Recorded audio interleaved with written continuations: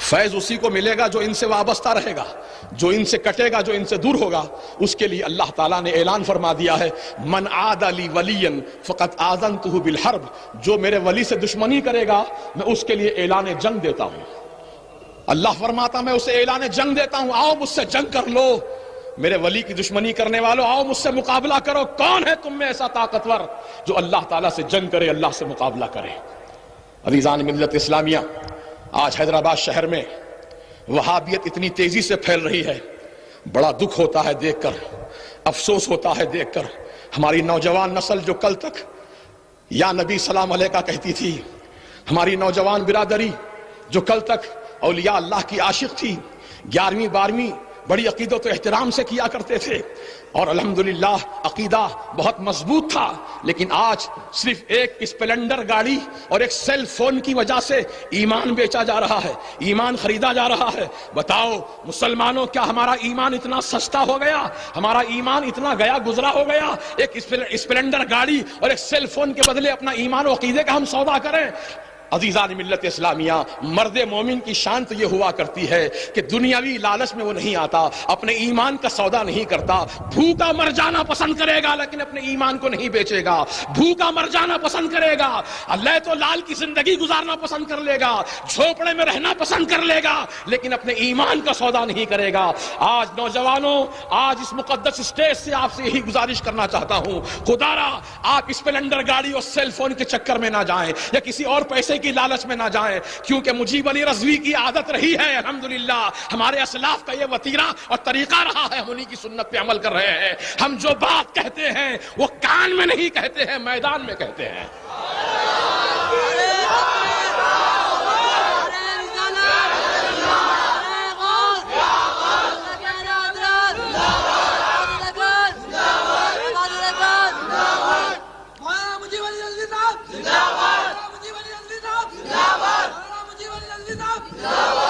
دیکھیے، پاس و لحاظ، مروت، اخلاق اپنی جگہ ہے، لیکن جب بات دین و ایمان کی ہو، جب بات عقیدے کی ہو، تو وہاں پاس و لحاظ، مروت، اخلاق، کردار کا مظاہرہ نہیں کیا جائے گا، بلکہ جو بات حق ہے اس کو بیان کیا جائے گا۔ یہی ایمان کا تقاضا ہے، یہی ایمانیات کے اصول ہے۔ یاد رکھو ہمارے اسلاف کا یہی وتیرہ رہا، جیسا کہ ہندوستان کا شہنشاہ اکبر اعظم جب اس نے اپنا ایک نیا دین لاگو کیا، دین الہی کے نام سے، دین اکبری کے نام سے، تو عزیزان ملت اسلامیہ اس وقت، اس دور میں جو مجدد تھے سیدنا شیخ احمد فاروقی سرہندی علیہ رحمت و رضوان، وہ اپنے گھر کے تنہائی میں نہیں جا کر بیٹھ گئے، گوشہ نشین نہیں ہو گئے، ہم کو کیا کرنا ہے اس کا معاملہ ہے وہ جواب دے گا کہہ کر خاموشی اختیار نہیں کی، بلکہ آپ سینہ سپر ہو گئے اور شہنشاہ وقت کے خلاف آپ نے ٹکر لی، ہر طرح کی مصیبت کو برداشت کیا لیکن حق کی آواز کو بلند کیا۔ یہی ہمارے اسلاف کا وتیرہ رہا ہے، یہی ہمارے اسلاف کی سنت رہی ہے۔ سیدنا امام احمد بن حنبل رحمت اللہ تعالی علیہ کی ننگی پیٹھ پر کوڑے برسائے گئے ہیں صرف حق بات کہنے کی وجہ سے۔ عزیزان ملت اسلامیہ، آج ہماری اسلاف کی تاریخ کو ہم فراموش کر رہے ہیں اور ہم مصلحت کا شکار ہو رہے ہیں۔ ارے دین میں مصلحت جائز ہوتی امام حسین شہید نہ ہوتے، دین میں مصلحت جائز ہوتی سیدنا علی اکبر کی جوانی لوٹتی، دین میں مصلحت جائز ہوتی تو سیدنا علی اصغر کی شہادت واقع نہ ہوتی۔ ان تمام مقدس نفوس قدسیہ اہل بیت اطہار نے اپنی عظیم قیمتی جانوں کا نذرانہ خدا کی راہ میں پیش کر کے جو دین و عقیدے کی حفاظت کا فریضہ انجام دیا ہے، آج امام حسین کا لہو پکار کر تم سے یہی مطالبہ کر رہا ہے، اے حسین کے چاہنے والوں، اے حسین سے محبت کرنے والوں، اے حسین کی محبت کا دم بھرنے والوں، اے حسین سے اپنی نسبت جوڑنے والوں، حسینی کردار کو زندہ کرو، حسینی کردار کو بیدار کرو۔ یہ وقت کا اہم ترین تقاضا ہے اور میں بڑی مؤدبانہ، بہت ہی مخلصانہ، بہت ہی احترام کے ساتھ ہمارے تمام اکابر علماء، اکابر مشائخ کرام، سادات اعظام کی خدمت میں تو ان کے قدموں کی دھول کی برابر بھی نہیں ہوں، میں ان کو کیا کہہ سکتا ہوں، میں کیسے جسارت کر سکتا ہوں کہنے کی، لیکن ہمارے اسلاف کی تاریخ اور ان کے وتیرے کو زندہ کرتے ہوئے یہی معروض ادب پیش کروں گا۔ حضور آپ سب سے ہماری یہی التجا ہے، یہی ہمارا معروض ادب ہے کہ اب آپ حضرات خاموشی اختیار نہ کریں بلکہ اپنی قوم اور ملت کو، اپنے چاہنے والوں کو،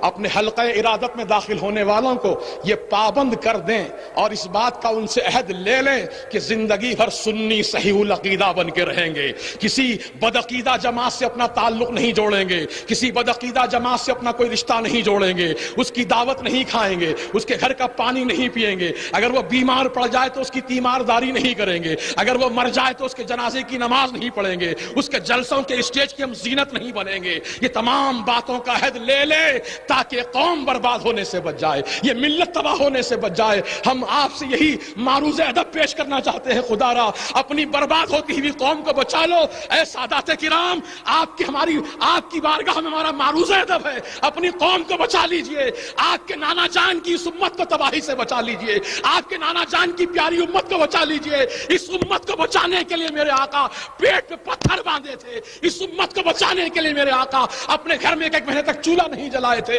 اس امت کو بچانے کے لیے میرے آقا اپنے پیارے نواسوں کو قربان گاہ میں پیش کر دیا تھا۔ خدا را آپ انہی کی آل ہیں، انہی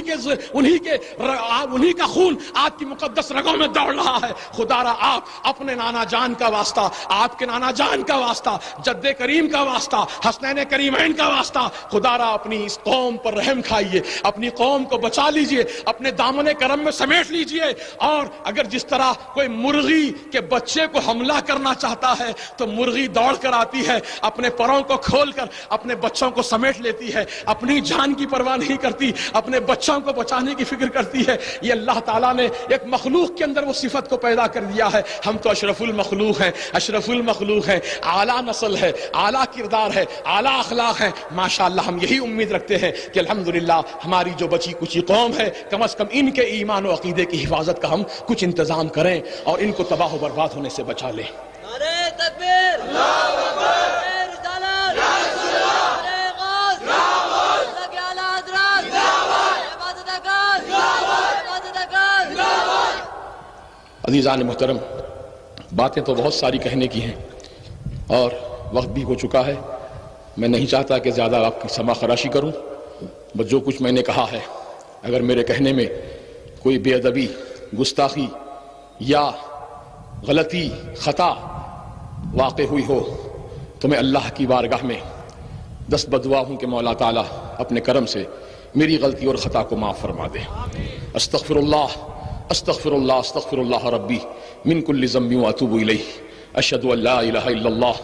واشہد ان محمدا عبدہ ورسولہ۔ میں ایک بار پھر رحمت عالم کمیٹی کے صدر محترم اور صدر استقبالیہ حضرت پیر طریقت سید شاہ اسرار اللہ حسینی صاحب قبلہ رضوی المدنی، جو اسی علاقے کے ایک بزرگ ہیں اور اسی علاقے کی درگاہ کے سجادہ نشین ہیں، ماشاءاللہ آپ کا ایک بڑا اثر ہے۔ اللہ تبارک و تعالیٰ آپ کے ذریعے سے دین و سنیت کو اور مضبوطی عطا فرمائے۔ اور ہمارے صدر محترم عالی جناب مجیب احمد صاحب ایڈوکیٹ اور جناب شاہد اقبال میاں، اللہ تعالیٰ ان سب کو اور ہمارے خسرو نواب اور تمام دیگر حضرات جو اس کمیٹی کے لیے یقیناً بڑے محرک معاونین ہیں، اللہ ان سب کو جزائے خیر دے۔ وآخر دعوانا الحمدللہ رب العالمین۔